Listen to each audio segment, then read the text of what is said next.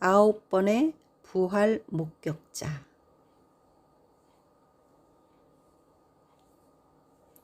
현명한 사람들은 어떤 상황을 보고 해안으로 진실을 파악한다. 미련한 사람들은 눈앞에 벌어지는 일을 보면서도 무슨 일인지 알아채지 못한다. 예수님이 이스라엘 땅에 오셨을 때 많은 사람들이 그리스도를 알아보지 못했다. 성경에 해박했던 율법학자들과 종교성이 높았던 바리새인이나 제사장들도 마찬가지였다. 사람들이 실제와 보이는 것 사이에서 착각을 일으키는 것은 광범위하게 일어나는 현상이다. 많은 것들이 그들의 판단을 방해하기 때문에 조심해야 한다. 예수님이 그리스도라는 사실을 깨닫는 것은 그가 행한 기적과 하신 말씀을 통해 알아차릴 수 있어야 했다. 하지만 많은 사람들이 중요하지 않은 이유들로 그분을 거절했다.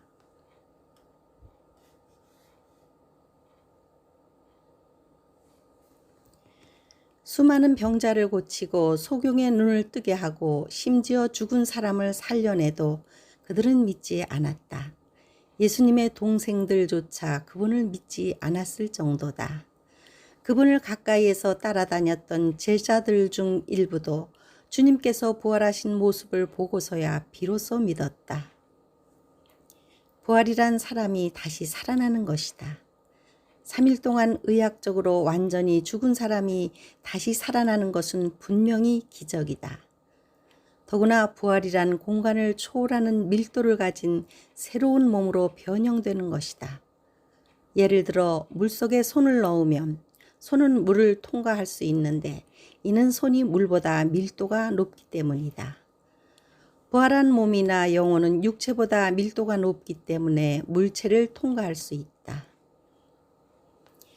예수께서는 인류 최초로 부활하셨다.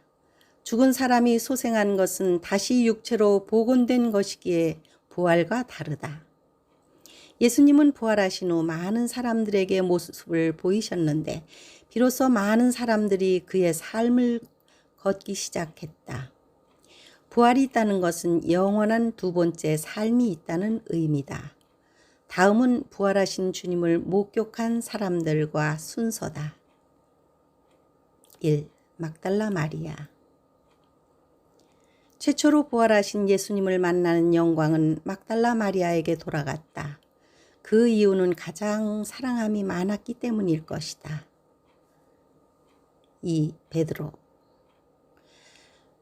베드로가 두 번째로 주님을 만났다는 기록은 많지 않다.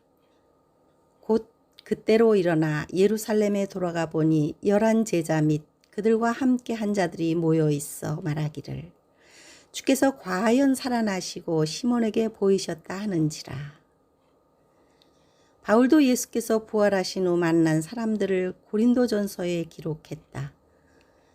장사 지낸 바 되셨다가 성경대로 사흘 만에 다시 살아나사 게바에게 보이시고 후에 12 제자에게와 그 후에 500여 형제에게 일시에 보이셨나니 그 중에 지금까지 대다수는 살아있고 어떤 사람은 잠들었으며 그 후에 야고보에게 보이셨으며 그 후에 모든 사도에게와.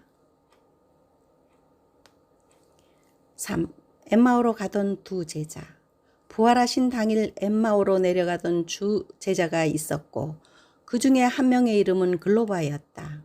그들은 예수님을 만난 후 예루살렘으로 다시 와서 제자들에게 말하였다. 4. 제자들에게 첫 번째 나타나심. 엠마오로 내려가던 두 제자가 와서 부활하신 주님을 만난 이야기를 하고 있을 때 주님께서 갑자기 나타나셨다. 이때 주님은 구운 생선 토막을 드시며 제자들을 안심시키셨다.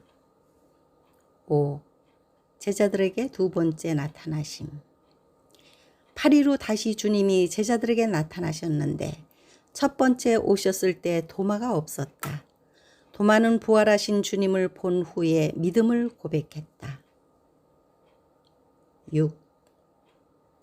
500여 형제에게 나타나심. 500명이 넘는 사람들에게 나타나신 것은 가장 많은 사람들이 목격한 사건인데 다른 곳에서는 언급이 없고 고린도 전서에만 바울이 기록하였다. 7. 주의 형제 야고보. 야고보가 부활하신 주님을 만난 이야기는 바울이 야고보에게 직접 들었을 것이다. 다른 곳에는 언급이 없고 고린도 전서에만 그 사건이 기록되어 있다.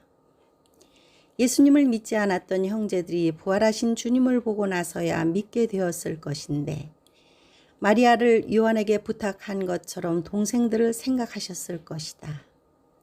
그 예수님의 형제들은 마가의 다락방에 참석하여 기도에 전념하다 성령의 강림을 체험하였는데 야고보는 예루살렘 종교교회에서 의장 역할을 하며 초대교회의 지도자가 되었다. 8. 세 번째 제자들에게 나타나심. 세 번째 제자들에게 나타나신 일은 디베라 바닷가에서 일어났다. 이때 7명의 제자들은 밤새 물고기를 잡지 못하다가 주님의 지시대로 그물을 던져 153마리의 물고기를 잡았다. 주님께서는 이곳에서 베드로를 회복시키시고 교회를 맡기셨다. 9.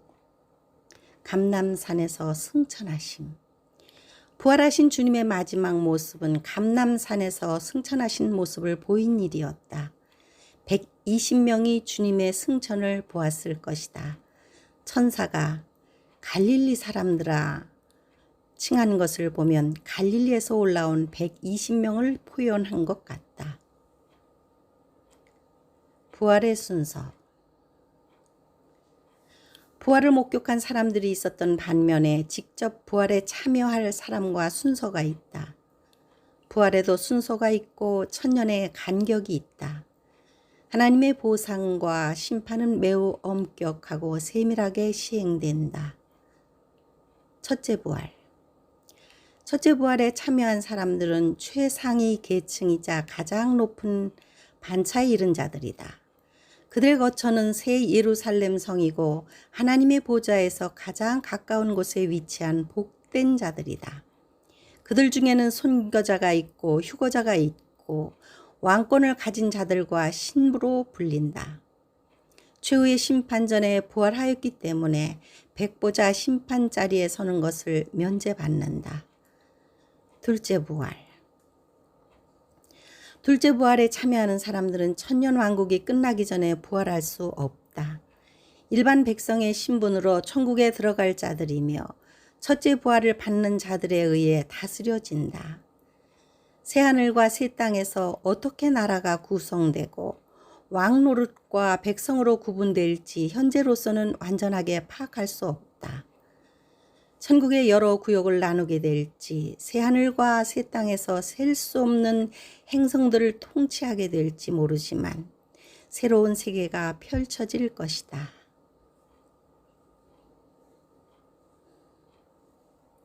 우리가 바울처럼 천국의 일부를 보고 왔다면 모두 바울처럼 천국의 삶을 위해 목숨 걸고 살아갈 것이다.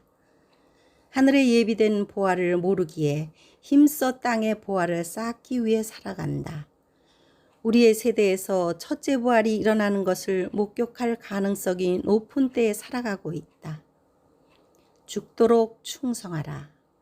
이 말씀을 주님을 위한 것이 아니라 우리를 위해 주신 말씀이다.